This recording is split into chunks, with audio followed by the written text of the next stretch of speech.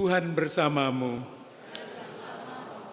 Inilah Injil suci menurut Yohanes.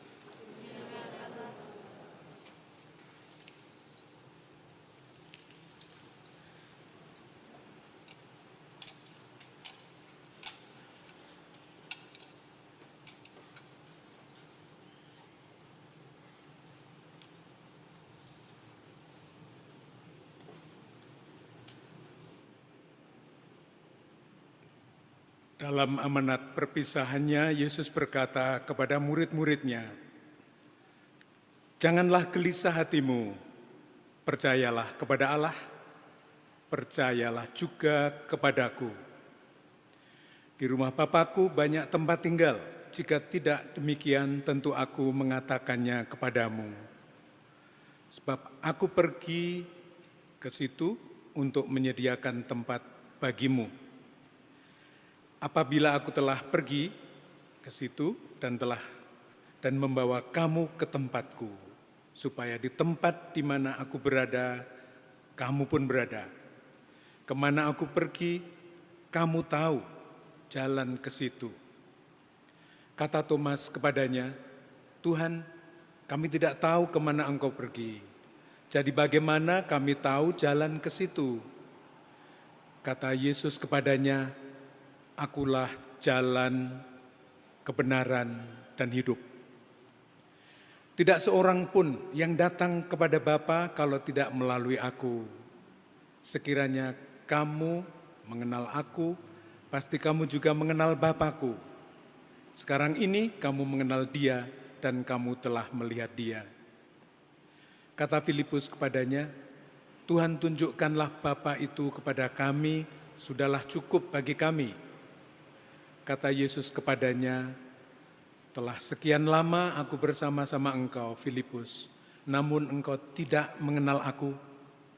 Siapa saja yang telah melihat aku, ia telah melihat Bapa. Bagaimana engkau berkata, tunjukkanlah Bapa itu kepada kami? Tidak percayakah engkau bahwa aku di dalam Bapa dan Bapa di dalam aku? Apa yang aku katakan kepadamu tidak aku katakan dari diriku sendiri, tetapi Bapa yang tinggal di dalam aku, Dialah yang melakukan pekerjaan-pekerjaannya. Percayalah kepadaku bahwa aku di dalam Bapa dan Bapa di dalam aku. Atau setidak-tidaknya percayalah kepadaku karena pekerjaan-pekerjaan itu sendiri. Sesungguhnya aku berkata kepadamu, siapa saja yang percaya kepadaku, ia akan melakukan juga pekerjaan-pekerjaan yang aku lakukan. Bahkan pekerjaan-pekerjaan yang lebih besar daripada itu, sebab aku pergi kepada Bapa." Demikianlah sabda Tuhan.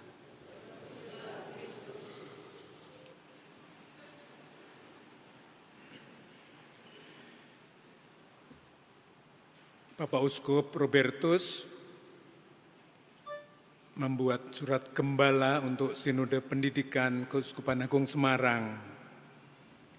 Dan salah satu yang beliau sampaikan yaitu mengenai Sinode Pendidikan ini.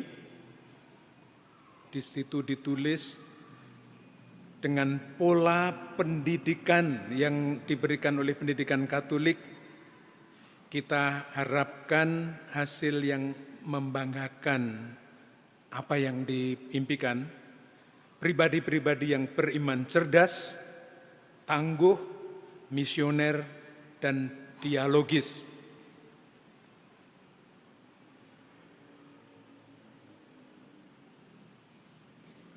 Kita sering mendengar bahwa kegelapan itu butuh cahaya. Jadi cahaya itu untuk mengusir kegelapan. Lalu ketika ada cahaya berarti berguna untuk kegelapan itu. Sebenarnya tidak selalu begitu. Misalnya kita itu di dalam ruang yang gelap dan kita punya cahaya, kita punya baterai senter itu ya. Atau mungkin malah lebih dari itu, tidak hanya satu senter tapi banyak sehingga cahayanya semakin banyak. Tetapi kalau kita menutup mata, jadi dalam ruangan yang gelap, kita menyediakan cahaya, tetapi kita menutup mata kita, cahaya itu tidak ada gunanya. Jadi memang cahaya itu untuk membantu mengusir kegelapan, tapi sangat tergantung kita. Kalau kita tidak membuka mata dalam gelap, lalu pakai senter, tapi mata kita tetap kita tutup, tidak ada gunanya. Maka justru cahaya itu akan berguna ketika kita juga membuka mata.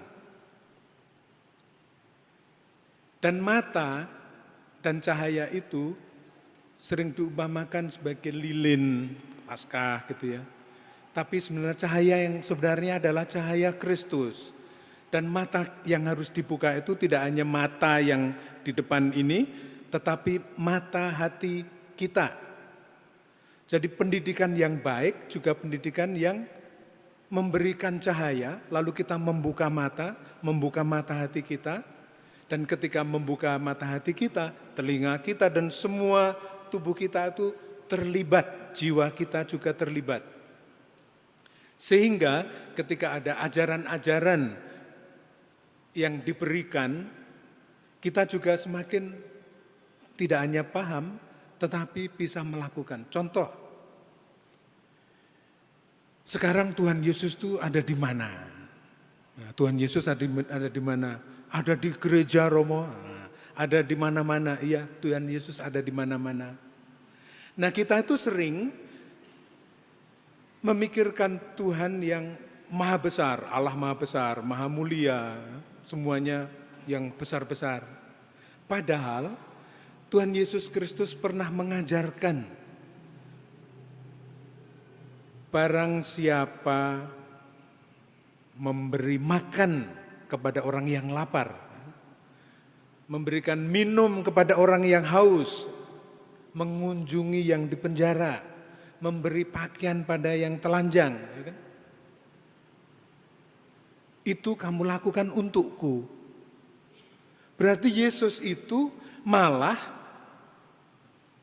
mencoba menunjukkan dengan jelas, saya di situ, di tengah-tengah kamu. Kamu lihat tidak itu ada orang lapar, itu saya. Kadangkala kita memisahkan, misalnya kita senang berdoa di depan salib Yesus.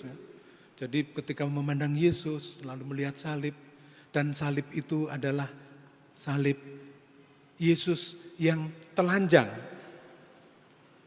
Lalu kita berhenti pada ini Tuhan telanjang mati untuk saya. Padahal yang dimaksudkan Yesus itu adalah saya memberikan cahaya sekarang, memberikan pengetahuan. Saya telanjang. Di sana ada banyak orang telanjang, tidak punya pakaian. Kamu lihat enggak itu? Paham enggak?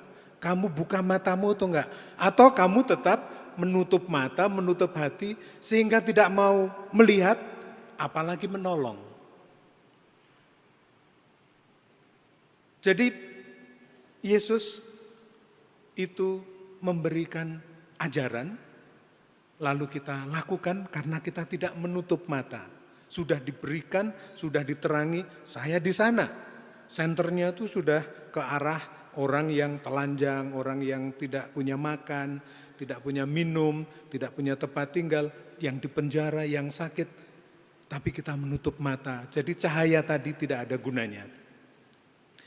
Apalagi ditambah sekarang ini pendidikan itu menjadi semakin sulit kalau itu tidak hanya pendidikan akademik, tapi pendidikan karakter. Karena apa? Ada penulis yang membahas mengenai masyarakat sekarang ini adalah masyarakat yang lari tunggang langgang. Bayangkan lari tunggang langgang itu maksudnya apa? Kalau dulu dalam masyarakat tradisional, ruang dan waktu itu dibutuhkan bersama-sama untuk ketemu. Misalnya, saya mau ketemu ibu saya di Bedono. Ya. Waktu itu belum ada handphone, belum ada semuanya, sehingga pertemuan saya dengan ibu saya di Bedono itu terjadi pada waktu dan ruang yang sama. Kalau tidak ketemu. Saya datang, saya ketemu ibu, berdekatan, lalu oh ibu wajahnya seperti ini, masih sehat. Dia lihat saya, anakku masih sehat. Itu terjadi pada waktu dan ruang bersama-sama. Dalam masyarakat modern sekarang ini, waktu itu sudah dicabut dari ruang. Maksudnya begini, kalau kita mau ketemu, saya mau ketemu ibu saya, ruangannya bisa berbeda. Kalau dulu harus dalam ruang yang sama, waktu yang sama. Sekarang saya di Jogja misalnya, lalu telepon. Nah, ibu saya kebetulan sudah meninggal, jadi tidak bisa ditelepon. Tetapi kalau misalnya ibu masih hidup, ruangannya tidak harus di Bedono. Saya di Jogja, saya di Jakarta, dimanapun. Jadi itu sudah ditarik. Kalau kita mau nyaur utang gitu ya, dulu kan uangnya dibawa. Dek ini tolong dikasihkan ke bapak itu untuk nyaur. Sekarang tinggal pencet telepon, uangnya enggak ada tapi semuanya sudah terjadi. Jadi itu cepat sekali terjadi. Bahkan kalau kita sedang mengirim pesan ternyata salah kirim, langsung di-delete ya. Nulis tapi merasa oh ini enggak benar, langsung di-delete ya. Jadi itu masyarakat tunggang langgang maksudnya cepat sekali. Tidak ada waktu untuk diam dan refleksi, untuk benar-benar bertemu, bertatap muka. Jadi masyarakat seperti itu membuat kita itu ketika ada rangsangan langsung menjawab. Tidak punya waktu untuk berefleksi. Maka sebenarnya ketika kita pergi ke gereja, mendengarkan sabda Tuhan, merenungkan bersama-sama, kita sedang kembali lagi kepada situasi tradisional kita yang bertemu dengan teman, lalu mendengarkan sabda Tuhan, lalu mencoba merenungkannya. Itu semua adalah mengambil jarak dari masyarakat yang sedang tunggang langgang itu. Nah, adik-adik kita yang masih kecil, kalau tidak diajari untuk berefleksi, hanya akan menuntut semua yang instan, susah untuk diajak berpikir yang lebih bijaksana, memakai waktu. Sebelum menjawab, pikir dulu. Jadi bisa menjadi orang yang sangat pandai karena sangat cepat dari internet dan semuanya, tapi menjadi orang yang lambat untuk menjadi orang yang bijak. Maka harus kita latih, tidak hanya otaknya, tapi hatinya. Itu adalah pendidikan humaniora. Maka di sana dikatakan oleh Uskup Robertus, orang yang atau pribadi-pribadi yang beriman cerdas, tangguh, misioner, dialogis. Jadi tidak hanya cerdas, tapi punya hikmat. Seperti bacaan pertama tadi, dipilihlah orang yang baik dan berhikmat, mempunyai pengetahuan tetapi orangnya baik. Maka dalam bacaan yang kedua, tadi kita dengarkan Rasul Petrus, kita itu dikehendaki Tuhan untuk menjadi batu hidup, ya. Batu hidup. Maksudnya apa? Ketika orang tidak melihat harga Yesus Kristus, kita melihat Yesus itu mahal sekali, maksudnya sangat tinggi harganya. Dan di sana biarlah kamu dipergunakan sebagai batu hidup untuk pembangunan suatu rumah rohani bagi suatu imamat kudus, mempersembahkan persembahan rohani yang berkenan pada Allah. Jadi kegiatan-kegiatan yang sifatnya rohani itu ternyata sangat mahal. Dan itu memang yang juga harus ditanamkan. Iman, tidak hanya pendidikan yang akademik. Dan jalannya sudah diberikan oleh Yesus sendiri, akulah jalan, kebenaran, dan hidup.